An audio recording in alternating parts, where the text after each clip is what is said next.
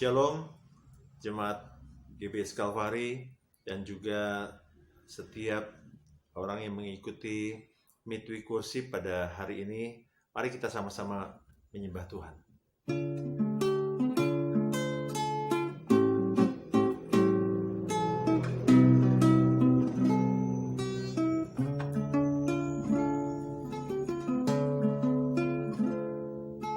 Bawa daku mendekat padamu, tinggal di dalammu, menikmati anugerah kasih-Mu, hidup dalam kehendak-Mu. Ku tak ingin jauh dari-Mu, Tuhan. Bawaku ke tempat kediaman-Mu, biarkanlah Roh-Mu tinggal di dalamku, di bait suci-Mu.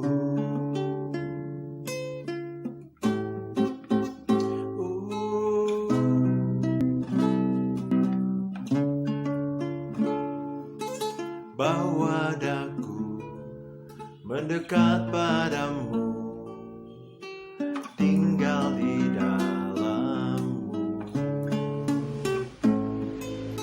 menikmati anugerah kasih-Mu, hidup dalam kehendak-Mu.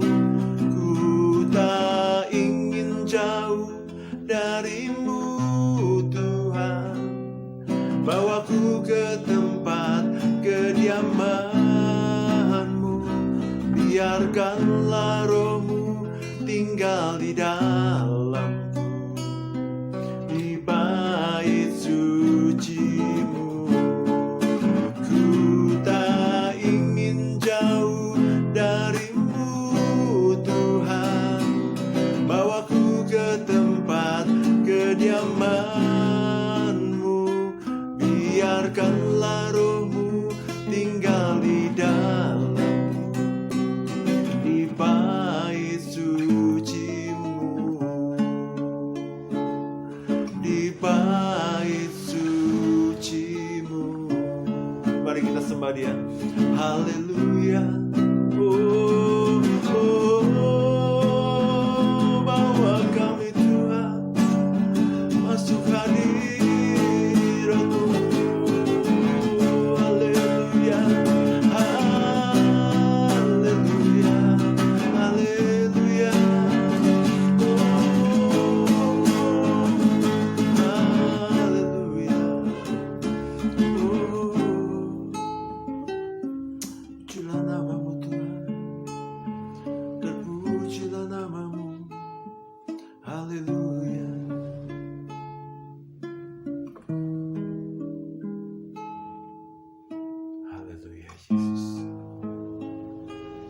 Keadaan zaman yang begitu menakutkan, biar kita semua boleh berlindung kepada firman Tuhan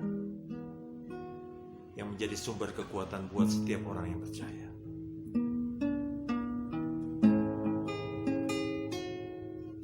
Zaman sekarang, berjagalah, lihat dunia bergelora, kedengaran sini sana, banyak kabar menggemparkan. Berlindunglah dalam sabda Allah, berlindunglah dalam sabda Allah, berlindunglah dalam sabda Allah.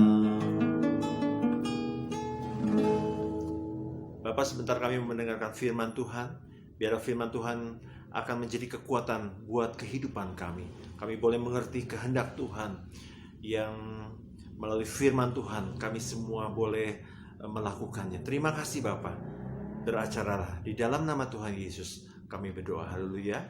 Amin. Kita akan mendengarkan firman Tuhan yang akan dibawakan oleh Pendeta Petrus. Haleluya. Puji Tuhan. Kita jumpa lagi dalam kasih, anugerah dan sukacita di dalam Tuhan Yesus Kristus. Kesempatan kali ini saya menyiapkan untuk membagi kepada kita semuanya pembahasan tentang Alkitab. Alkitab. Saya akan berbicara mengenai Alkitab. Alkitab jelas-jelas mengatakan bahwa Alkitab itu adalah firman Allah. Alkitab itu kumpulan buku. Kumpulan dari buku-buku sebanyak 66 buku. Buku-buku yang diilhamkan, yang kejadiannya diilhamkan oleh Tuhan dan ditulis oleh para hamba-hambanya. Hamba-hamba yang menulis Alkitab itu ada yang berprofesi sebagai raja, ada nabi, ada gembala, ada tentara, ada jenderal, dan macam-macam. Jadi Alkitab yang kita miliki ini sesuatu yang sangat unik. Ditulis oleh 66 orang, ditulis oleh 40 orang. Jadi kitabnya 66, penulisnya ada 40 orang. Ditulis dalam rentangan waktu selama 1600 tahun. Ditulis dalam rentangan waktu 1600 tahun oleh 40 orang. 40 orang itu ada raja, ada nabi, ada gembala, ada jenderal, dan macam-macam. Juga ada seorang nelayan yang menulisnya. Luar biasa. Dari 40 orang yang menjadi penulis Alkitab itu, karena rentang waktunya itu 1600 tahun, mereka banyakkan tidak saling mengenal. Misalnya, Musa sebagai penulis Alkitab kitab suci yang pertama, sampai kepada Yohanes, murid Tuhan Yesus, itu rentangan waktu yang sangat panjang sekali. Tetapi yang aneh dan ajaib, tulisan-tulisan dalam Alkitab itu bisa merupakan satu rangkaian yang kemudian ada alur kepada satu persatuan. Itu semua boleh jadi karena pemberi wahyu atau yang memberikan ilham penulisan Alkitab itu adalah Tuhan sendiri. Makanya kita bersyukur bahwa Alkitab itu adalah firman Allah. Alkitab itu adalah firman Allah. Ditujukan kepada manusia. Nah, jadi di sini harus jelas betul bahwa Alkitab itu bukan ditujukan untuk orang Kristen. Alkitab itu ditulis bukan ditujukan untuk orang Kristen. Karena waktu Alkitab ditulis, diilhamkan oleh Tuhan, ditulis oleh hamba-hambanya, itu belum ada orang Kristen. Hanya orang-orang yang mempercayai firman Tuhan dalam Alkitab itu kemudian lazim disebut sebagai orang Kristen. Mula-mula dulu orang-orang seperti itu disebut sebagai murid-murid Tuhan. Juga disebut sebagai pengikut-pengikut Tuhan, murid-murid Tuhan, pengikut Tuhan. Lalu lama-lama orang-orang itu disebut sebagai orang Kristen. Jadi hari ini juga salah kaprah. Ada banyak orang yang mengklaim bahwa Alkitab itu ditujukan untuk orang Kristen. Bukan seperti itu, bukan. Yang benar adalah Alkitab itu diilhamkan, ditulis, berguna untuk semua umat manusia. Oke, jelas ya. Jadi saya harap ini supaya jelas. Alkitab mengatakan bahwa Alkitab itu diilhamkan dengan tujuan. Jadi semua nubuatan, semua firman Tuhan yang diilhamkan itu berfungsi, bermanfaat untuk mengajar, untuk menyatakan kesalahan, untuk memperbaiki kelakuan, dan untuk memimpin orang kepada kebenaran. Nah, sekarang saya akan kembali mengenai Alkitab. Alkitab ini adalah firman Allah. Oleh sebab itu, bagi siapa saja yang merindukan untuk punya relasi, bisa bergaul karib dengan Tuhan, Alkitab ini menjadi petunjuk untuk umat manusia. Sebagai contoh, kita ini tiap hari makan, kita minum, kita tinggal di alam semesta, di gunung, ada kadang-kadang di pantai, di laut. Semua itu ada yang berkarya. Jadi alam semesta ini sebagai maha karya Tuhan. Tuhan pencipta alam semesta. Tuhan yang hebat, yang roh adanya. Dia tidak berbentuk, tetapi dia ada. Saya mengajak untuk kepada satu ayat yang mengatakan pada mulanya Allah menjadikan langit dan bumi. Itu tertulis dalam kitab Kejadian, kitab yang pertama sekali dalam Alkitab. Pada mulanya Allah menjadikan langit dan bumi. Tuhan yang menjadikan, bukan siapa-siapa. Menjadikan alam semesta ini adalah Tuhan. Nah, untuk terlaksananya alam semesta diciptakan oleh Tuhan ini ada prosesnya, ada tahapannya. Nah, untuk itu saya mengajak untuk kita sama-sama mengingat. Jadi alam semesta ini diciptakan oleh Tuhan dalam kurun waktu selama 6 hari. Prosesnya begini. Hari pertama Tuhan itu menjadikan atau menciptakan terang. Dulu sebelum ciptakan kacau balau, tidak tahu bagaimana. Tapi yang jelas Alkitab mengatakan hari pertama Tuhan menciptakan terang dengan firman-Nya, hendaklah ada terang. Itu dalam kitab Kejadian pasal yang pertama. Lalu hari yang berikutnya itu Tuhan menjadikan cakrawala. Tuhan menjadikan terang. Tuhan menjadikan terang. Yang gelap itu malam dan yang terang itu siang. Terjadi seperti itu. Lalu pada hari yang ketiga, Tuhan itu menjadikan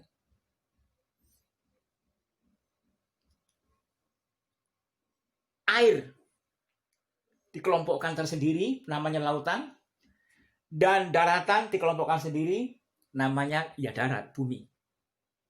Jadi mengenai daratan dan lautan diciptakan oleh Tuhan pada hari yang ketiga. 1. Tuhan menciptakan terang. 2. Tuhan menciptakan cakrawala. Jadi ada air di atas. Terus lalu ada di bawah. Itu hari kedua. Hari ketiga, daratan dan lautan. Hari keempat, Tuhan menciptakan benda-benda penerang. Yaitu matahari untuk penerang siang. Penerang waktu malam, ada bulan dan ada bintang-bintang. Jadi demikian terencana, demikian tertib, Tuhan menciptakan semuanya itu. Lalu masuk pada hari yang kelima. Hari yang kelima, Tuhan menciptakan segala yang hidup di udara. Yang bisa terbang, yang bersayap, yang entok, yang bebek, yang ayam, yang burung. Dan burung itu macam-macam. Itu semuanya diciptakan oleh Tuhan pada hari yang kelima. Selain segala macam unggas yang berterbangan di udara, Tuhan juga menciptakan binatang yang berkeriapan, yang berada di dalam air. Yang ikan itu macam-macam, ada ikan lele, ada ikan mujair, ada ikan kerapu, semua yang hidup dalam laut yang berkeriapan di sana itu diciptakan serentak pada hari yang kelima, yaitu unggas burung-burung di udara dan ikan-ikan yang memenuhi di dalam air. Itu kelima. Lalu pada hari yang keenam, ini klimaks. Hari keenam Tuhan menciptakan semua binatang yang menyusui, binatang apa saja yang di muka bumi ini, baik sapi, kerbau, binatang-binatang buas, sejenis kucing, singa, dan apapun, anjing, semua diciptakan pada hari yang keenam. Nah, setelah dilihat semuanya itu, Tuhan melihat begitu indah buah karyanya. Tetapi rasa masih ada yang kurang. Yaitu alam semesta nanti siapa yang mesti mengurusnya. Lalu timbul ide. Tuhan timbul ide dengan ungkapan firman Tuhan yang mengatakan, baiklah kita menjadikan manusia. Kita menjadikan manusia dengan satu tujuan tertentu, demi manusia itu mengelola alam semesta. Semuanya termasuk, ada kisah dikatakan bahwa semua binatang-binatang itu tuh manusia yang memberikan nama atas pendelegasian dari Tuhan supaya binatang-binatang dikasih nama. Lalu setelah binatang-binatang itu selesai diciptakan oleh Tuhan dengan firman-Nya dari hari pertama sampai hari yang kelima, sebagian hari yang keenam, lalu separuh dari hari yang keenam itu Tuhan menciptakan manusia. Dengan proses dibentuklah dari tanah liat. Firman-Nya mengatakan begini, baiklah kita menjadikan manusia menurut rupa dan gambar kita. Gimana ya rupa dan gambar Allah itu? Tapi setelah dilihat dalam Alkitab, jelas dikatakan bahwa proses yang pertama diciptakan Tuhan, dibentuk oleh Tuhan dalam kerangka membentuk ciptaan yang serupa dengan gambar Allah. Pertama, itu dibuatlah seorang laki-laki. Pertama dibuat seorang laki-laki oleh Tuhan. Dihembusi nafasnya, lalu manusia itu memiliki nafas hidup. Jadi beda dengan binatang-binatang. Ada Tuhan itu keluar tenaga dan Tuhan menghembuskan rohnya demi manusia itu memiliki sesuatu dari Tuhan. Setelah manusia laki-laki selesai, proses Tuhan berikutnya membentuk manusia perempuan. Jadi laki-laki itu ada duluan. Ada duluan laki-laki. Setelah itu baru ada perempuan. Perempuan itu diciptakan dari bagian tubuh laki-laki. Dikatakan diambil tulang rusuknya pada waktu laki-laki sedang tidur. Dari tulang rusuk itu dibentuk menjadi seorang perempuan. Ditaruh di sampingnya laki-laki yang sedang tidur.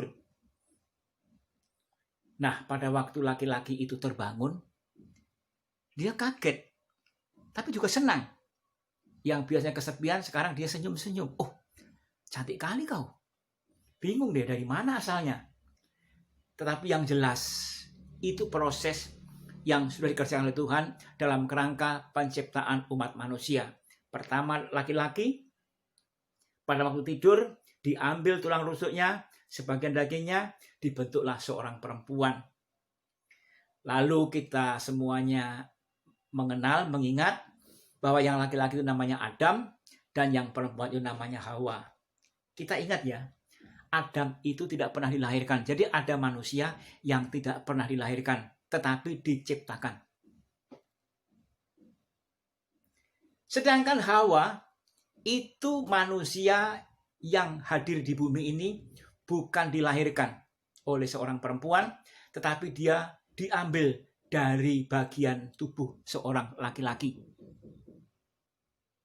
Semua itu Tuhan yang berkarya, Tuhan yang menciptakan. Jadi unik ya. Itu petunjuk Alkitab. Kalau bukan dari Alkitab, kita tidak tahu bagaimana prosesnya. Tapi yang jelas, laki-laki diciptakan, perempuan diciptakan.